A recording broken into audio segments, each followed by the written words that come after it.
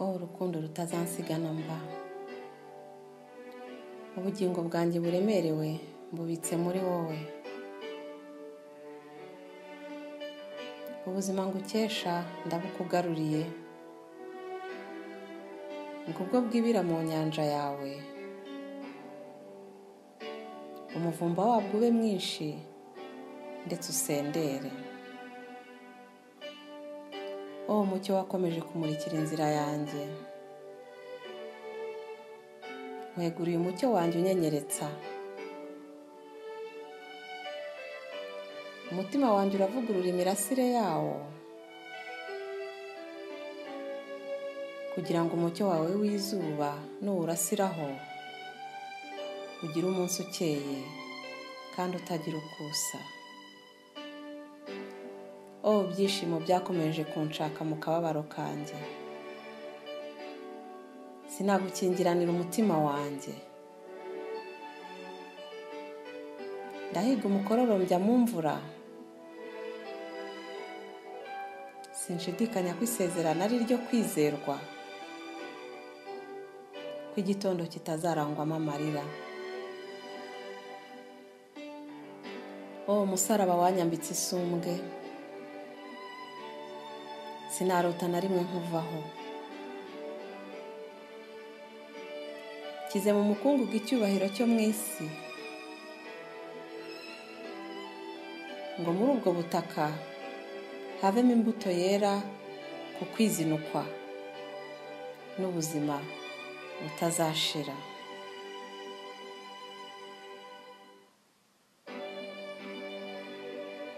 Igitondo cyiza bene data, ndabaramukije mu izina rya Yesu, ngo ubuntu n'amahoro bya Kristo bibane n'umuntu wese. Indirimbo y'iki cyumweru yitwa Oh Love That Will Not Let Me Go, cyangwa se urukundo rutazansiga namba. Ni indirimbo ya 76 mu gitabo cy'indirimbo z'Abadventiste cy'icyongereza. Iyi ndirimbo ntabwo tuyigira mu Kinyarwanda.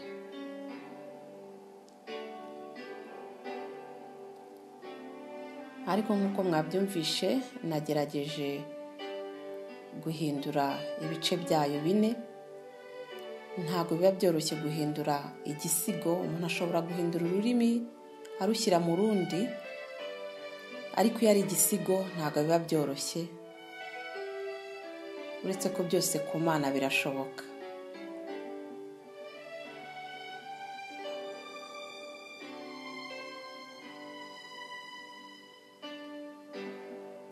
Iyi ndirimbo rero nziza yahimbwe n'umuntu witwa George Matheson.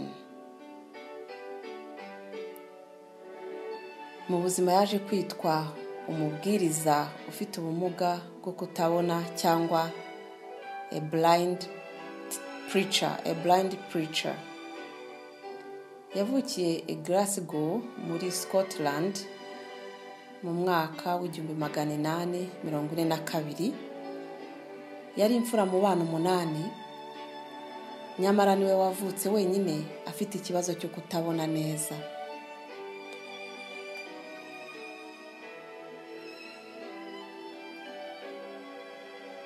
Nubwo atabonaga neza, ariko indoto ze z'ahazaza yazirebaga neza.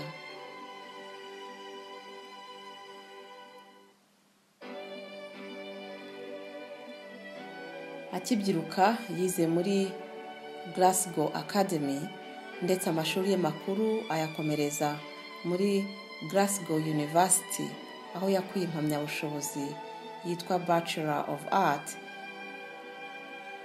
Akaba yaribanze kuri filozofi. Aho hari mu mwaka w'1861.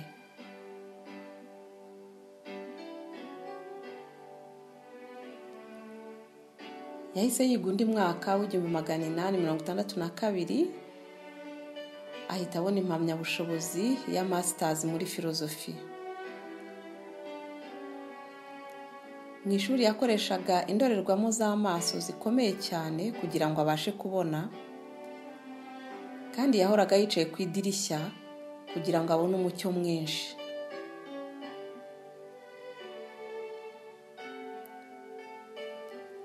Byaje kugera aho atangira kureba ibirorirori,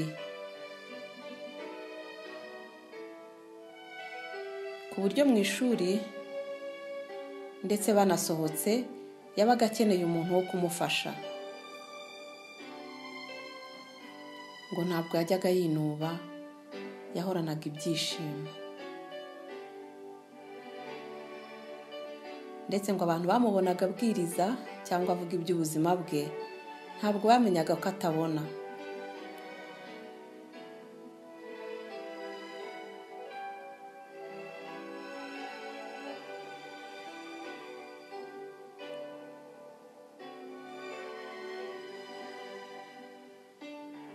Afite imyaka 20 yari afite umukobwa bakundanaga bagombaga kubana.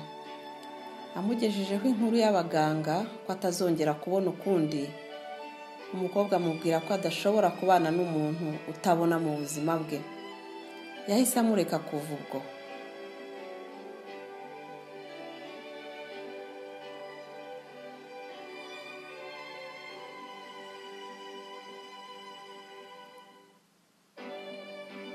Mbere y'uko ubumuga bwo kutabona bumufata burundu, yari yaranditse ibitabo 2 byigisha iyobokamana, ku buryo abantu bamwe baravuze bati iyo ataza kugira ubumuga bwo kutabona aba yarabaye umuyobozi ukomeye w'itorero rya Scotland mu gihe cye.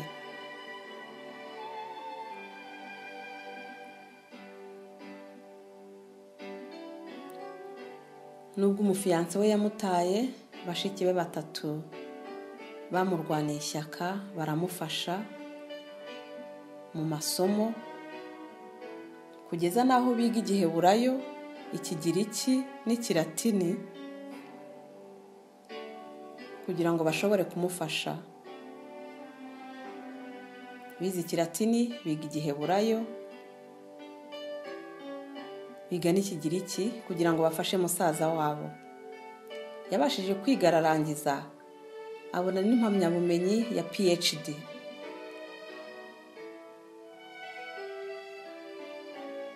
Nubwo bashiki be bamufashije, ariko Imana yamuhereye umugisha muri mushiki we mukuru, ngo yamunambyeho, amuba hafi, amufasha buri kimwe cyose mu rugo, agafata umwanya akamwandikira ibyo yamubwiraga, harimo n'ibibwirizwa bye bya kera. Ni mushiki we wagiye ubikora gutyo. Ngo yanamufashaga ibijyanye na gahunda zo mu rusengero Matheson yayoboraga.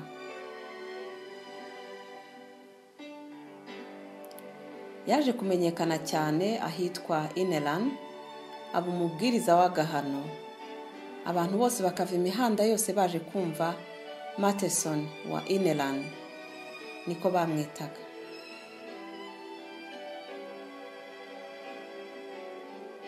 Abamwumvaga abwiriza ntibahitaga bamenya ko atabona, kubera ko uko yavugaga yarebaga kuri note ze nk'umuntu usoma. Mu by'ukuri igikoresho gikomeye yakoresheje inyuma y'uruhimbi ntabwo ari ibyo yabaga yanditse cyangwa yateguye, ahubwo n'ubushobozi buhambaye yari afite bwo gufata mu mutwe. Byatumaga yibuka ikibwirizwa cye neza, ndetse n'imirongo yo muri Bibiliya miremire cyane.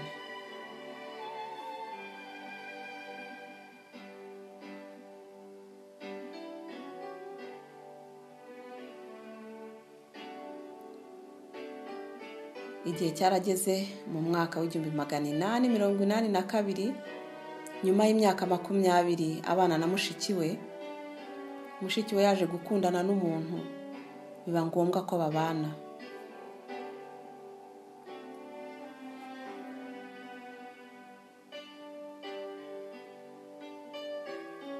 Ijoro ryabanjirije umunsi w'ubukwe, ab'umuryango bose bagiye i Glasgow aho ubukwe bwagombaga kubera umunsi ukurikira. Matheson yasigaye mu rugo wenyine afite agahinda, kuko umuntu bari barabaye magara ntunsige yigendeye, akaba atazongera kumuba hafi. Byatumye yumva akeneye Imana cyane kuruta mbere.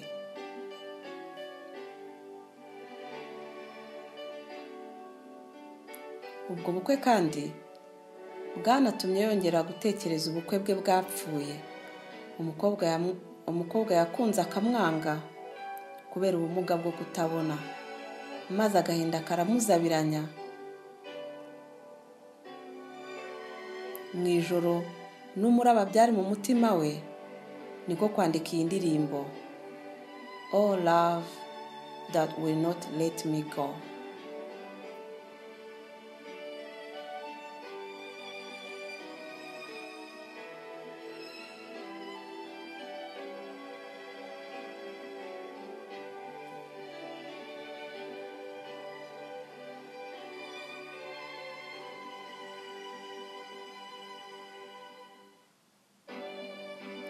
Muri jurnali ye yabyanditse muri aya magambo,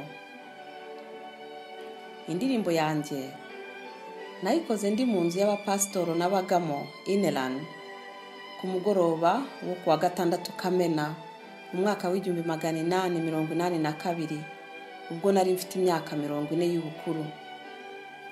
Nari ndi njyenyine mu nzu icyo gihe.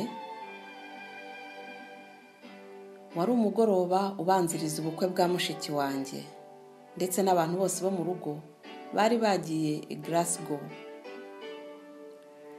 Natekereje ibintu byinshi, maze agahinda n'umubabaro birangota. Iyi ndirimbo ni urubuto rw'ako gahinda.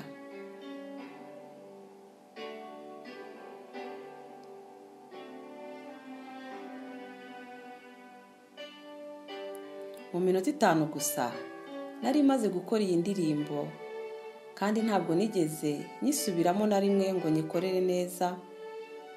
Uko nayikoze icyo gihe ni nako yagiye ahagaragara, ntacyo mvanyemo nta n'icyo nongeyemo. Ni ubwa mbere nari nkoze umurimo mu minota mike ishoboka.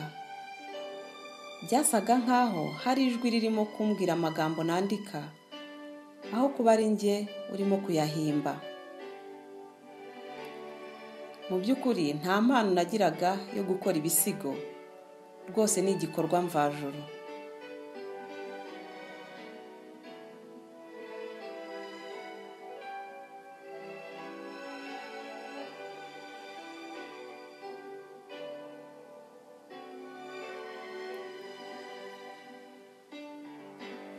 Mu mwaka w'1885 umwamikazi Victoria yaramutumiye ngo aze kwigisha iwe mu rugo, nuko abwiriza ikibwirizwa yise kwihangana kwa Yobu.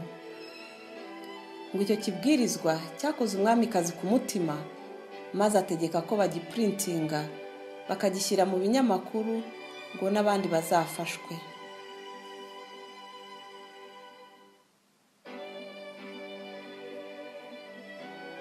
Matheson yanditse article nyinshi ndetse n'ibitabo afashijwe na wa mushiki we babanaga ndetse n'umusekreteri yari afite.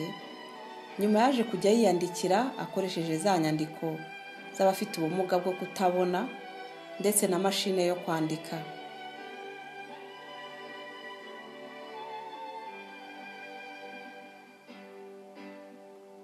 Matheson ntabwo yari umuntu uzi iby'indirimbo, ariko yashyize ahagaragara indirimbo 10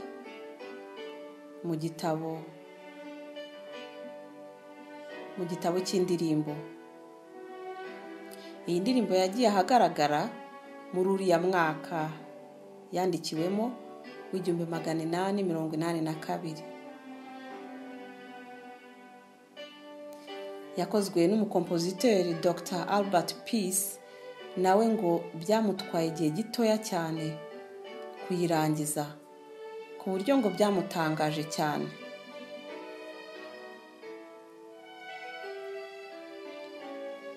Nta gushidikanya iyi ndirimbo n'uhoraho wayihaye Matheson ngo imuhumurize, imubwire ko Yesu Kristo n'urukundo rwe bitazamusigana mba.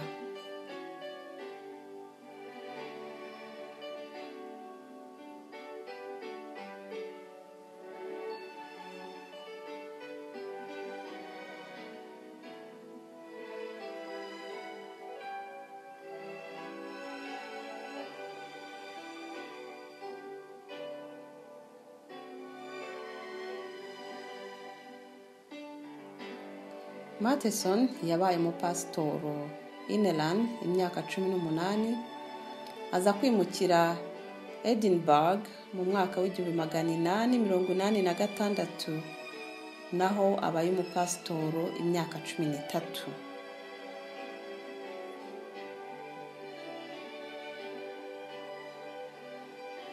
Matheson rero impamyabumenyi ye ya Doctor of Divinity yayihawe na Edinburgh University, hanyuma mu mwaka w'1902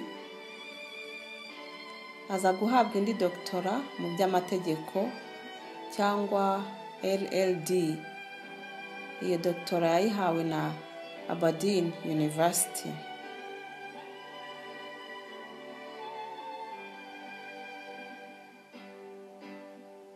Iriya Doctor of Divinity yahawe na Edinburgh University yayihawe mu mwaka w'1879.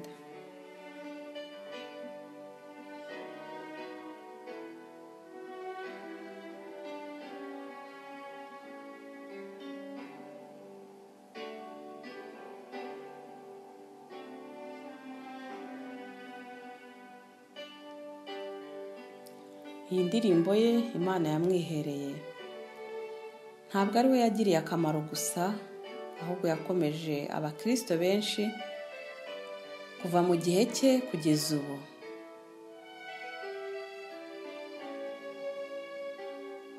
Nari nateguye indi ndirimbo y'iki cyumweru, ariko muri iki cyumweru gishize numvise amatangazo menshi yo kubika kandi y'abantu nzi ba bugufi, maze numva iyi ndirimbo injemo cyane. Maze nshatse amateka yayo ndatangara, ndavuga inti Imana yavuganaga n'abahimbye indirimbo iracyavugana n'abana bayo mu buryo bumwe cyangwa ubundi. Isi itanga amatangazo yo kubika, Yesu agatanga amatangazo ngo ninjye kuzuka n'ubugingo, unyizera naho yaba yarapfuye azabaho.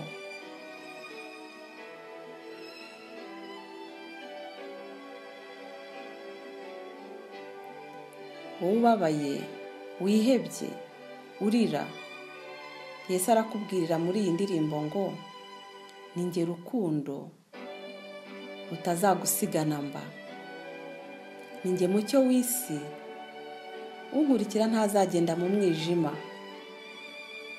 ninjye byishimo bikugeraho iyo uri mu kababaro, kandi ninjye musaraba, cyangwa ninjye wagupfiriye ngo uzabone ubugingo buhoraho. Ndi imfura mu kuzuka, kandi unyizera azabaho iteka ryose. Amen.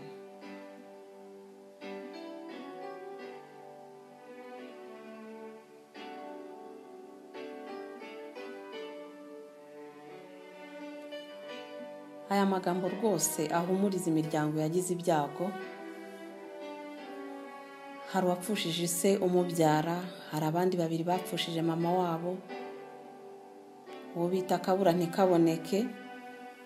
Hari umuryango wapfushije umwana w'umukobwa w'imyaka 17 apfa amarabira. Hari undi muryango wapfushije umuntu, hari umwana w'umuhungu w'imyaka 16 waburiwe irengero. Amarira ni menshi hirya no hino, ariko birakwiye ko kumwizera wese atekereza neza maze akavuga ati urukundo rutazansigana mba, ubugingo bwanjye buremerewe bubitse muri wowe.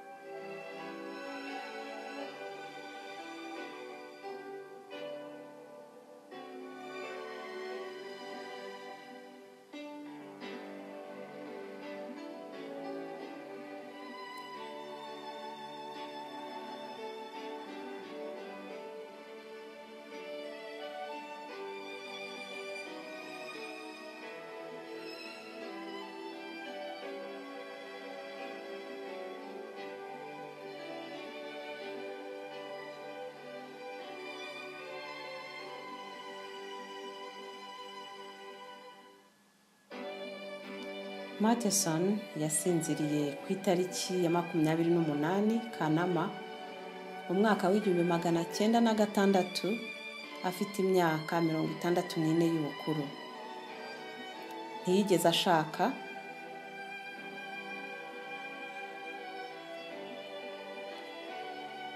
yagaragaje ko bishoboka kunesha inzitizi izo arizo zose n'ubumuga ubwo ari bwo bwose, maze umuntu agakorera Imana.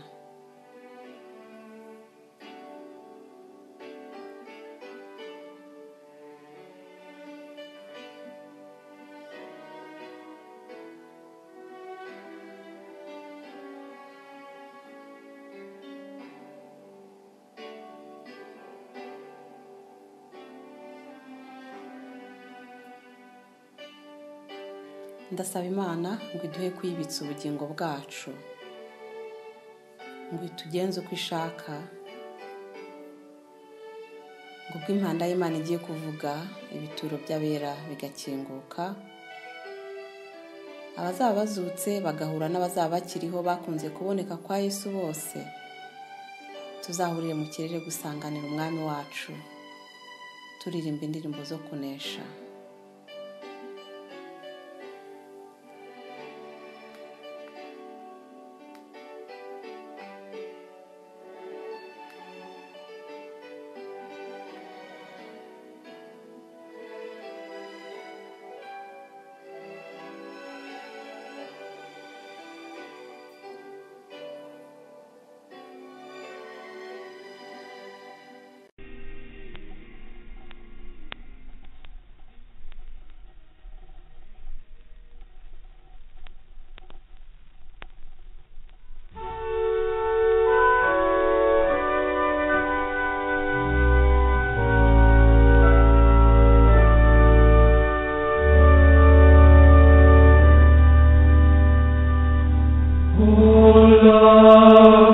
Wilt not let me go.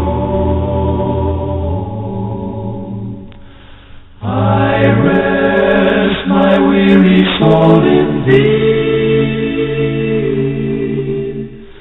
I give Thee back the life I own, that in Thine ocean depths its flow may richer fuller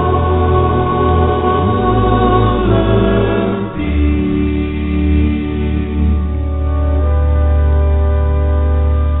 O light that followest all my way, I yield my flickering torch to Thee. My heart restores its borrowed ray,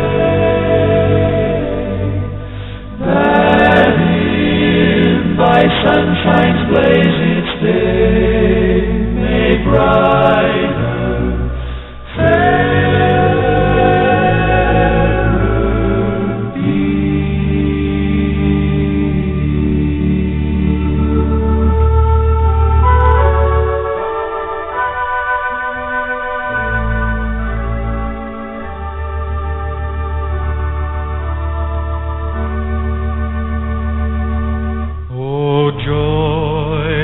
Seekest me through pain, I cannot close my heart to Thee.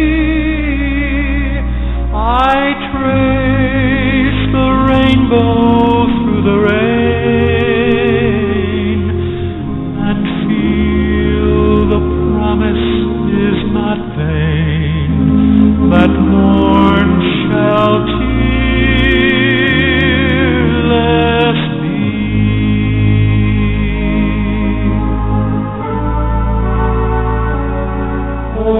cross that liftest up my head, I dare not ask to fly from Thee.